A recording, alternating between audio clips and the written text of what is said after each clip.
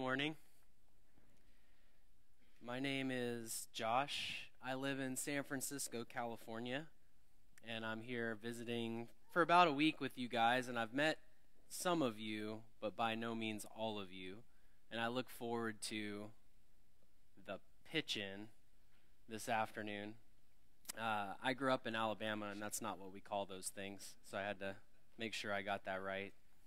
I'm not sure if saying I grew up in Alabama gives me more or less credit than saying I live in San Francisco currently, but let's just bear it all out there. I grew up in Huntsville, Alabama, and so, 65 is a well-worn path for most of you guys, so you just keep heading that way, and eventually you'll get to my house. I'm grateful to be here with you today, and I'm thankful for the opportunity to meet so many of you and spend time with you, and I'm looking forward to more of that today. If you'd like to follow along, Exodus 15 is where I'm going to start. Exodus 15.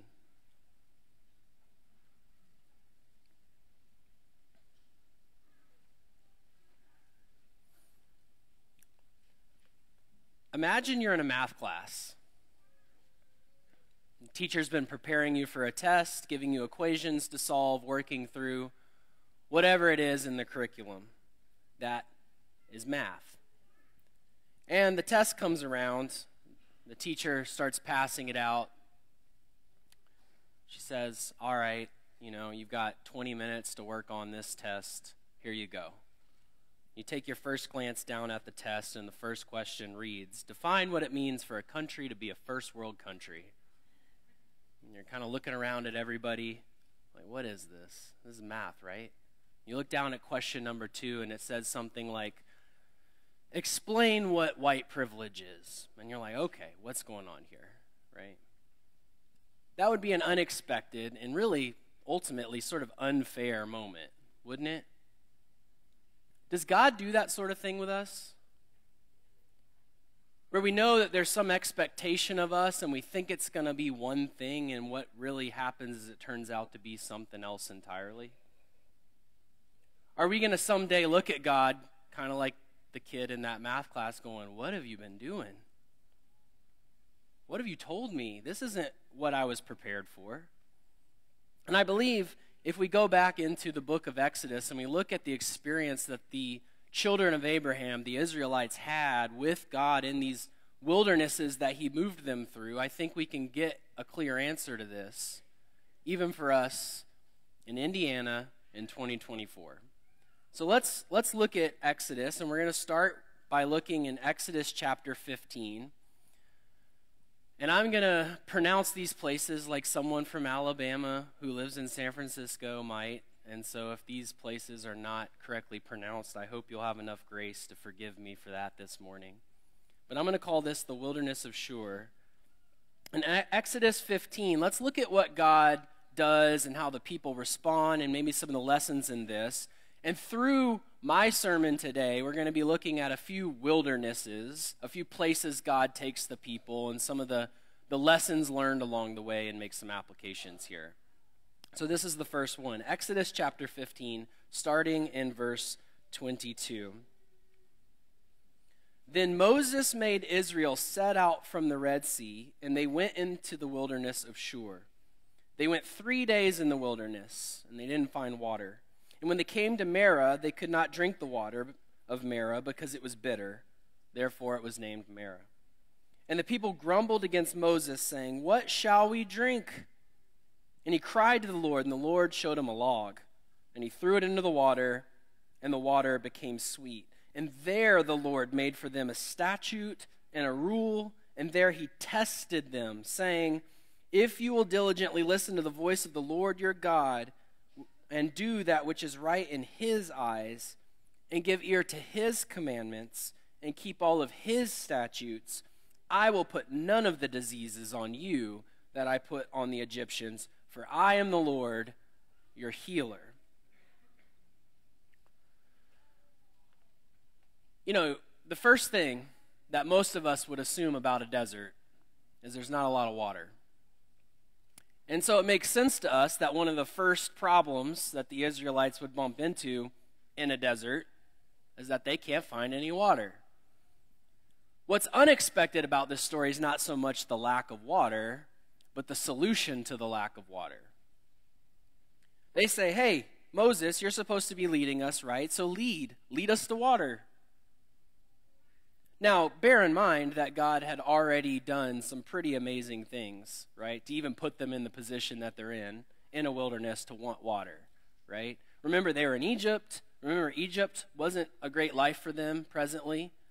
Remember, they cried out to God, and God delivered them through the hands of a sort of reluctant man named Moses at the time.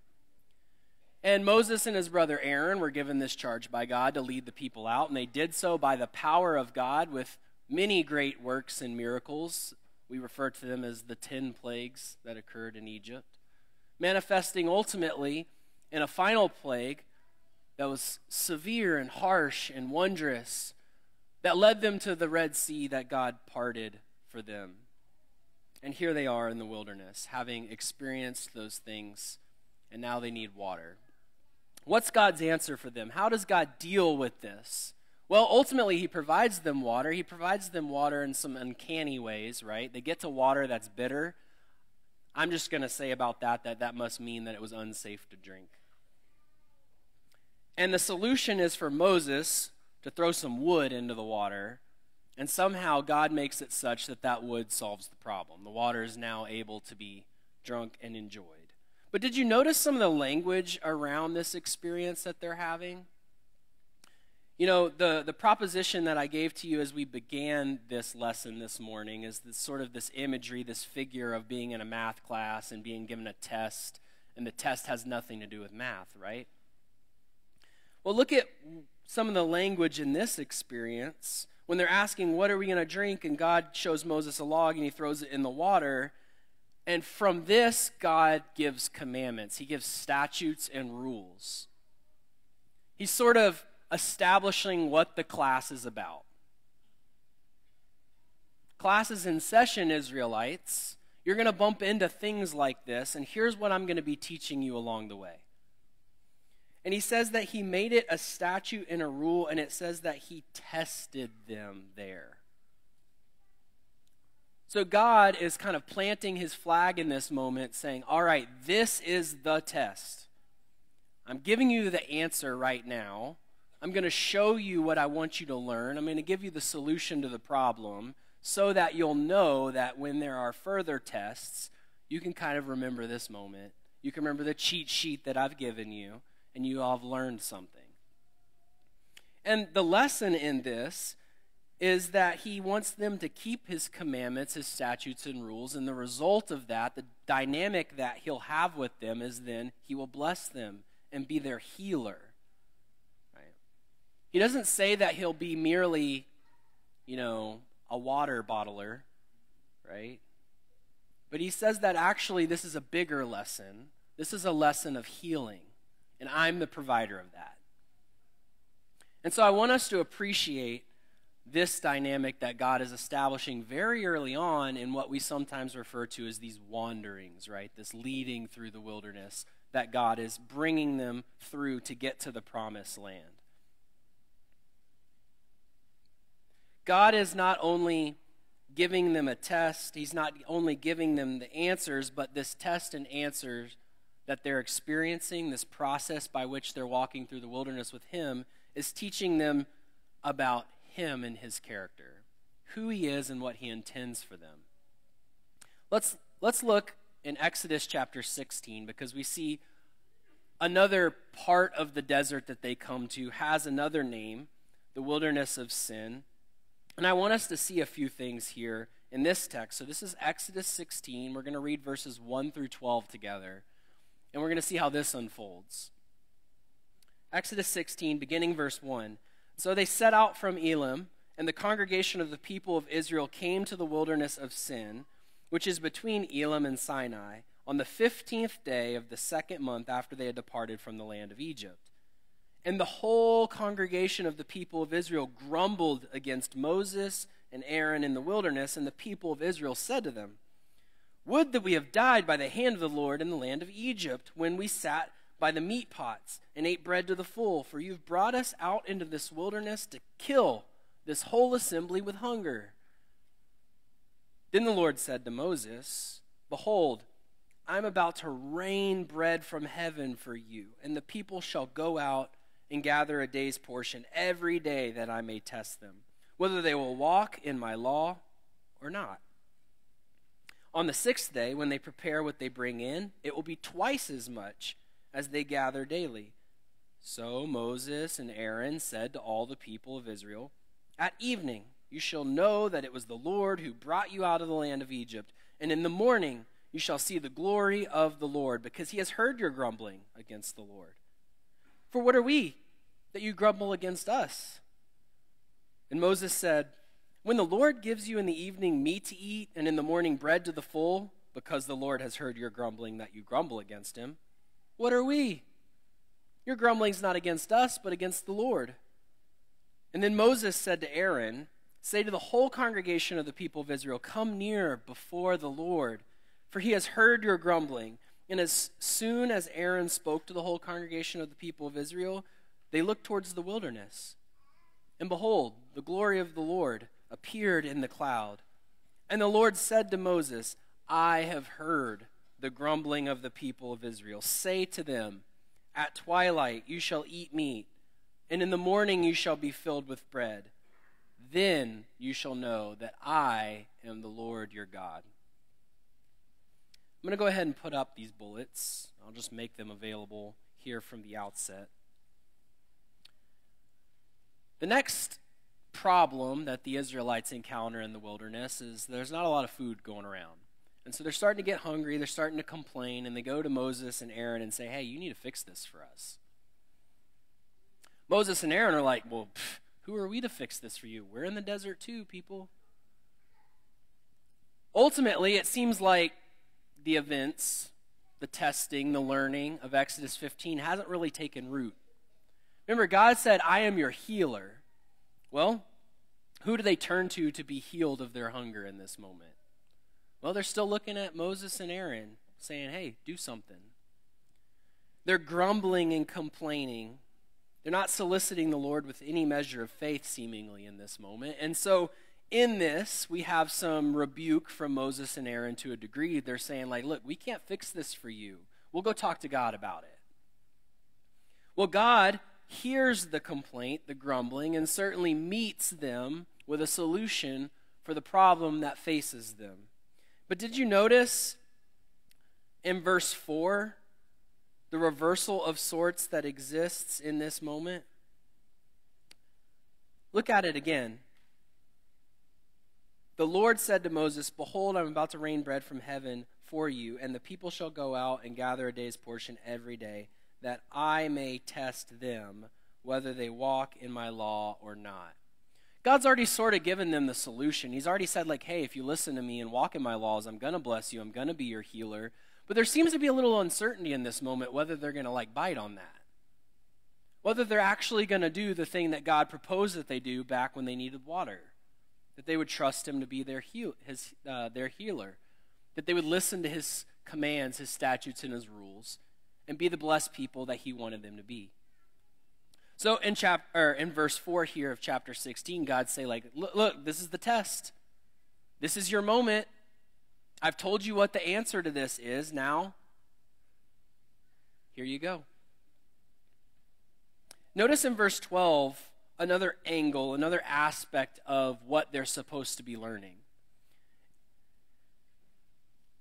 The Lord speaks to Moses, and at the end of this, he says in verse 12, "Then you shall know that I am the Lord your God." And yet another revealing of the Lord and his character here. Previously, he was a healer, and now he is the Lord their God. That is to say that he is the supreme one. He's the one in charge. Turn with me to Exodus chapter 17. We move into another stage of this travel from Egypt to the land that God really ideally wanted to give them in their generation, the promised land. But we enter into a distinct region of this place, the wilderness of Sinai. Let's read verses 1 through 7 of Exodus 17. Let's read this together, beginning in verse 1. All the congregation of the people of Israel moved on from the wilderness of Sin by stages, according to the commandment of the Lord, and camped at Rephidim. But, lo and behold, there was no water for the people to drink. Therefore the people quarreled with Moses and said, "Give us water to drink." And Moses said to them, "Why do you quarrel with me? Why do you test the Lord?" But the people thirsted there for water, and the people grumbled against Moses and said, "Why did you bring us up out of Egypt to kill us and our children and our livestock with thirst?" So Moses cried to the Lord, "What shall I do with this people? They're almost ready to stone me." And the Lord said to Moses, "Pass on before the people, taking with you some of the elders of Israel, and take in your hand the staff with which you struck the Nile, and go. Behold, I will stand before you there on the rock at Horeb, and you shall strike the rock, and the water shall come out of it, and the people will drink." And Moses did so in the sight of the elders of Israel. And he called the name of the place Massah and Meribah, because of the quarreling of the people of Israel, and because they tested the Lord by saying, "Is the Lord among us or not?" Imagine you're in a math class. You've been learning math. Teacher's been leading you through it. It's not been your favorite thing, but you're growing. You know some stuff. And you turn around and you say, "All right, teacher, I have a test for you. Worked up my best problems. Here it is." Not only would the teacher probably ace the test that you had to offer them, it'd be a ridiculous notion. They would laugh at you. In fact, it might be even offensive depending on your demeanor in that approach, right? That's exactly what's going on here in Exodus 17. The tables have turned. The people have heard God saying, "All right, here is what I want to teach you. Here's what the test is all about. Here's some experiences and things about me that you can learn and know. And if you learn what I'm giving you, if you hear what I'm saying, you're going to ace the tests that are coming your way." Well, here in chapter 17, the people are saying, no, that's not right. We don't have any reason to trust your credentials, God. Are you really an accredited teacher? What kind of operation you run in here? Who are you to be given tests like this? These aren't the tests that we would prefer, right? Notice twice in this text it says that the people tested the Lord. I think it's apparent, without too much explanation or elaboration, that that's not really how things are supposed to go. Ultimately, when we test the Lord, if we're like the Israelites, refusing to hear what God is saying, refusing to trust despite the evidence and care that God has brought to us and given us in our life, we're testing the Lord in our faithlessness. And what God sees in that, at the end of this section in verse 7, is ultimately this fundamental question where we're saying, is God really with us? Is he really here among us? Does he exist? What should the Israelites have learned from this moment? He existed.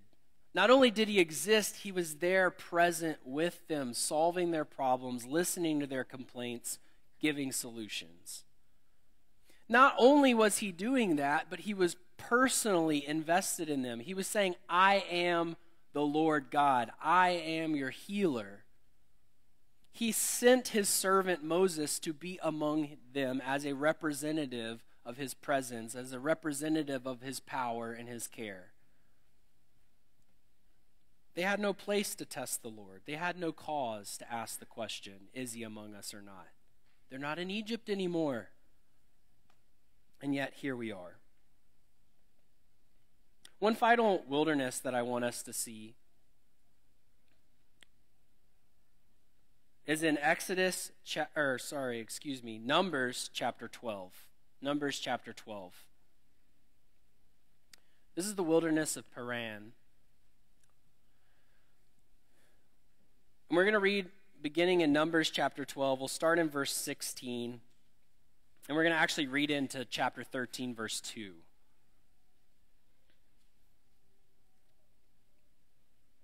After that, the people set out from Hazeroth and camped in the wilderness of Paran. Chapter 13, verse 1. And the Lord spoke to Moses, saying, send men to spy out the land of Canaan. Okay, so they're getting really close, right? Which I am giving to the people of Israel. For each tribe of their fathers you shall send a man, everyone a chief among them. All right, so let's pause here for a moment. If you have read the Bible, if you've ever been a participant in children's Bible classes, you may remember this story, right? This story where they're on the precipice of Canaan, the land that God intended to give them as an inheritance. And God says, hey, I want you to go spy it out. So, like, send a man from every tribe and have them go look at it, see that it's good. It's sort of like, here's the final exam, right, in a way. Here's the final exam. This is going to be the test that God has been preparing them for in many respects. And notice that God has already promised them this land. It's already been offered to them. It's theirs for the taking. God gives them instructions on how to go kind of see it. He gives them instructions on sort of what to look for. Remember, God has already told them, like, it's all about just doing what I say and trusting my words, keeping my statutes and my rules, and you'll experience healing and blessing, right? And so here we are with that very test. And you'll notice we didn't read these verses. Let's read them now. In verses 17 through 20, God is testing them to see if they've really taken to heart the lessons in all these stages of the wilderness.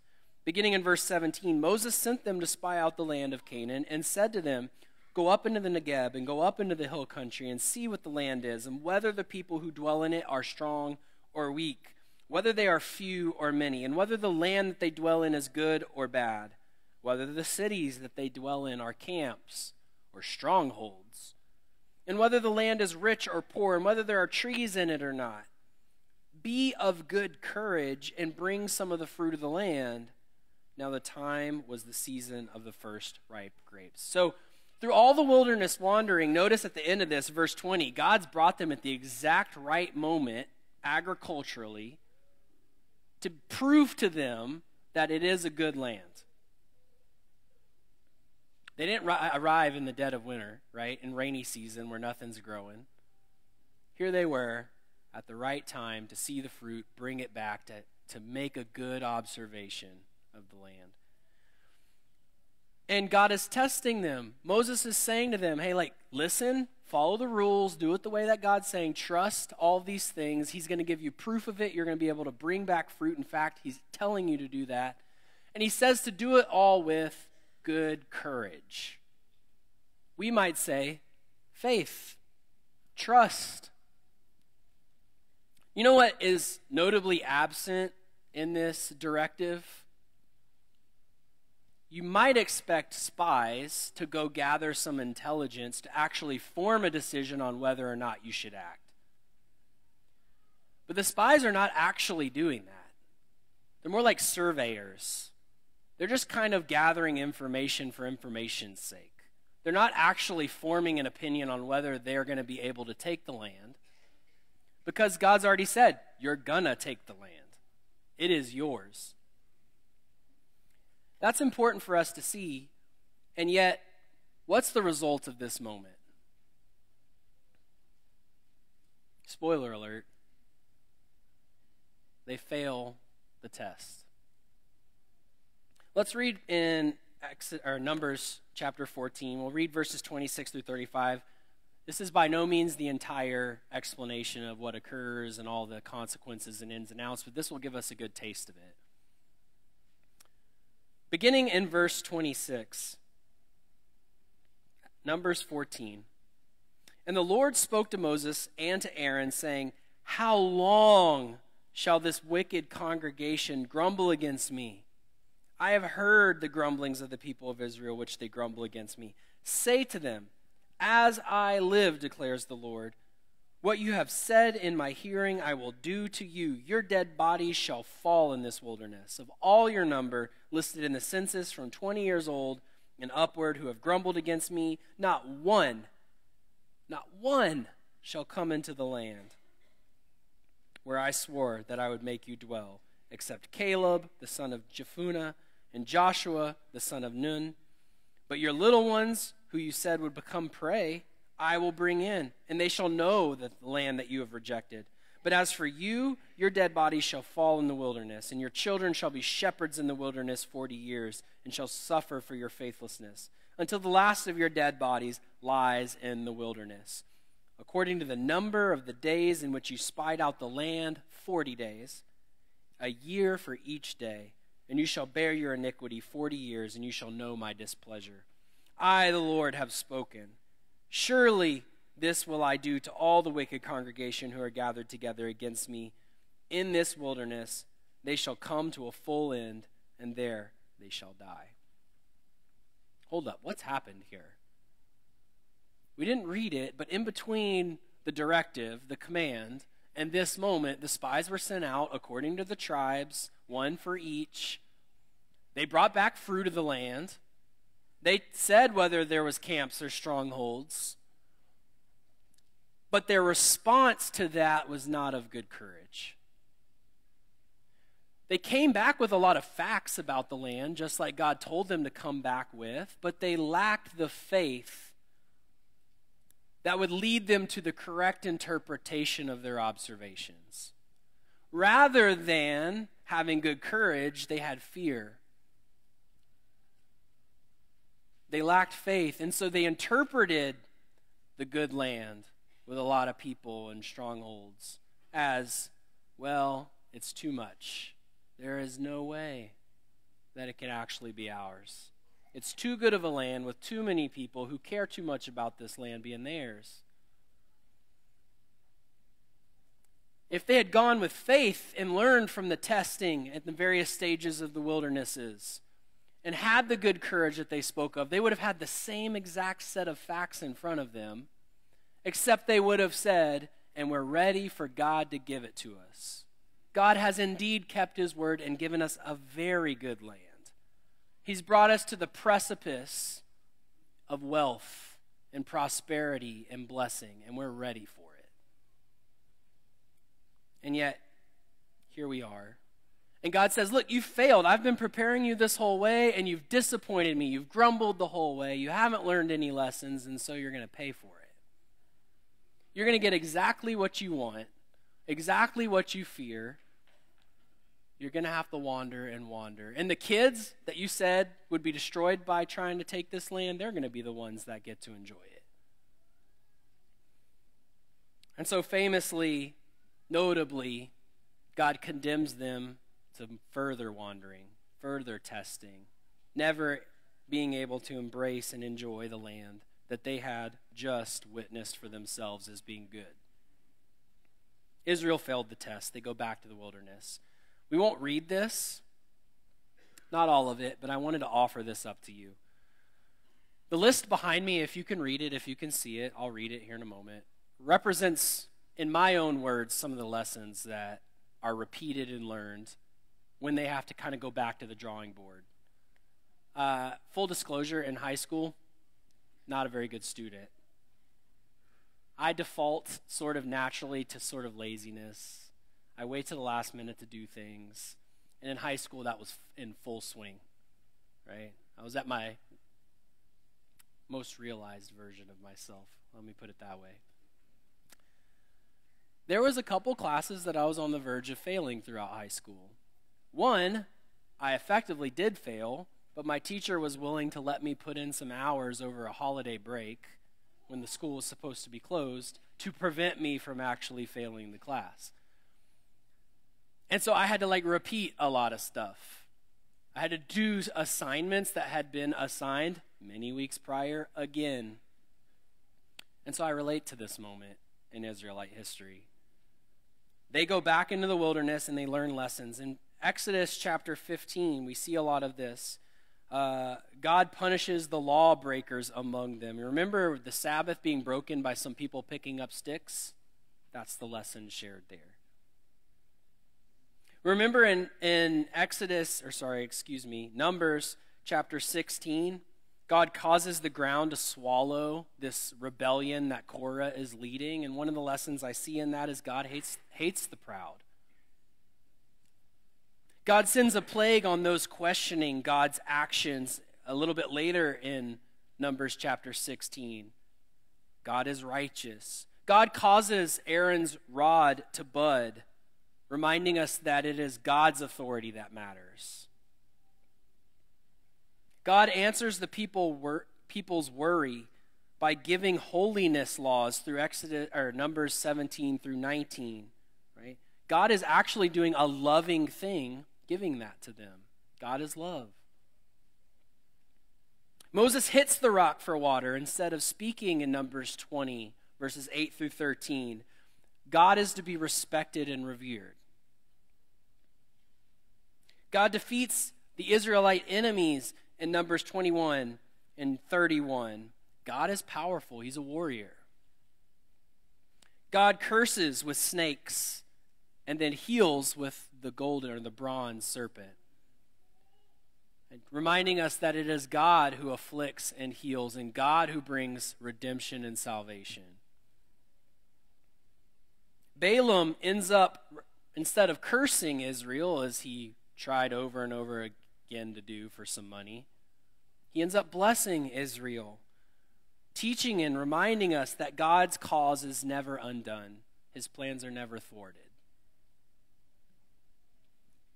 God sends a plague due to the Midianite women entering the camp, reminding us that God is holy. His word matters. Israel worshipped idols in the wilderness. I'm actually pulling this from Amos chapter 5. It's not abundantly clear that this is happening in the Exodus Numbers accounts, but Amos tells us they were doing that. God is alone. He is supreme. And so you arrive in texts like Deuteronomy chapter 8. We'll read a selection of this if you want to follow along here as we're wrapping up. Deuteronomy 8. Look with me just at verse 16. This is picking up in the middle of a thought, but I think it distills for us some of what we're talking about. It says this, verse 16 of Deuteronomy 8. God, who fed you in the wilderness with manna that your fathers did not know, that he might what? Humble you and test you to do you good in the end. Deuteronomy 13, verses 3 and 4. You shall not listen to the words of that prophet or of the dreamer of dreams, speaking about false prophets, false teachers. For the Lord your God is testing you to know whether you love the Lord your God with all your heart and with all your soul. So in Deuteronomy, what's effectively happening is there's been that 40 years of wandering, and Moses is like, okay, we're about to go to the promised land for real, for real. Remember last time you guys blew it, so let's have a big test review. God's been trying to teach us stuff, and I'm going to summarize the lessons he's been trying to teach you. And so these are Moses' words. And notice he says over and over again, remember, this was a test. This is the lesson you're supposed to learn. Trust God. Remember, this is a test. Don't trust these other people, but you'll trust him alone. And that brings us to present day in Indiana in 2024. What are we supposed to get out of this? If nothing else, I want to instill a couple things. One, God does prepare you for his expectations. Don't sit here and convince yourself that whether or not God is out there is irrelevant because he has no personal instruction for you or direction for you or hope for you. Not only does he have those things, he's given you the means to be ready for them, to understand them, and to act appropriately. For too long in my life, I had lied to myself and convinced myself that that wasn't really the case. That if God was out there, he certainly wasn't giving me the tools to succeed in his eyes. And so really he was the villain. But that is not the case. Notice in Deuteronomy, one of the lessons that we just read in Deuteronomy 8 and Deuteronomy 13 was that God is doing all this to do good to you. God is not an irresponsible instructor. I one time had a math teacher who was not a very good math teacher. It set me back like a year in school because he didn't do his job. Now, I was not a good math student. Let's be honest about that too. But I can honestly say I let down most of my math teachers, but that guy let me down that year.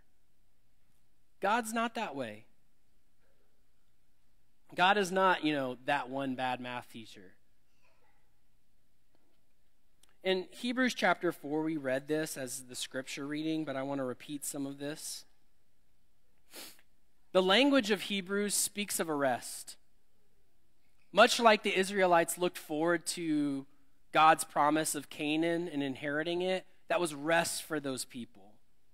They were not going to be slaves in Egypt anymore. They were not going to contend for houses and lands. God was just going to give it to them. And it was good. Well, much in the same way that they experienced a rest, we realize that was merely a test for the final, right? It was like a midterm. It means something, but it's really not everything. The rest that God really wants us to understand and appreciate and move toward is the land of promise that he offers all of us that's eternal. That doesn't come and go like territory does in the Middle East, but that it's God's place for his people, not just the Israelites, not those 12 sons and their sons, but for anyone of faith who would learn the lessons that he's been teaching along the way. And Hebrews calls that a Sabbath rest, a place of promise. And in Hebrews chapter 4, there's a warning that comes. Hebrews 4:1, therefore, while the promise of entering his rest still to this day stands, so let us fear lest any of you, should come to have failed to reach it. For good news came to us, just as to them. But the message they heard did not benefit them. Why? Because they were not united by faith with those who listened. Go down to verse 9. Let's read this again together. So then, there remains a Sabbath rest for the people of God, for whoever has entered God's rest has also rested from his works as God did from his. Let us therefore strive to enter the rest, so that no one may fall by the same sort of disobedience. For the word of God is living and active and sharper than any two-edged sword, piercing to the division of soul and of spirit and of joints and marrow, and discerning the thoughts and intentions of the heart. And no creature is hidden in his sight, but all are naked and exposed to the eyes of him whom we must give an account. Don't make the mistake of the Israelites. Don't plug your ears and close your heart to the instruction that God is giving you to enter the rest that he has on offer. And he's instructing and he's teaching and he's reaching out to do good to you.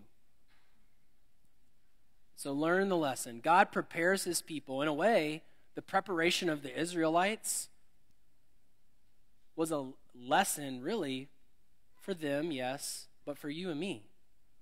That's recorded so that we'll learn from their testing, that you and I will see those lessons and learn and pass the test. Final reading, picking up in verse 14. Since then we have a great high priest who has passed through the heavens, Jesus, the Son of God. Let us hold fast our confession. For we do not have a high priest who's unable to sympathize with our weaknesses, but one who in every respect has been tempted as we are, yet without sin. So let us then with confidence draw near to the throne of grace, that we may receive mercy and find grace to help in the time of need. The Israelites didn't always see it. Jesus was right there with them. We know that New Testament writers help us understand this.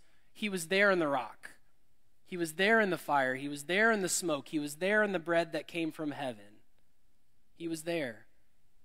But we have the blessing of being able to see with clear eyes and full conviction that Jesus is here with us right now.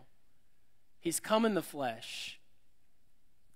He's lived the life that we should be living to show us how to live like this, to have a rest in view, and to have learned the lessons. And so today, Jesus offers us the grace that we need, not only to avoid the mistakes of the Israelites, but when we do make those mistakes, his throne is one of grace. If we would humble ourselves the way that the Israelites ought to have, then Jesus will meet us in our times of need with mercy and grace when we need help. And so the question today for all of us is, are you willing to listen? Are you willing to accept that God has instructions for your life, has an expectation of your listening and your following? And are you willing to accept that Jesus is the one who's going to extend you the grace and mercy that makes that possible for you? Think about that while we're singing.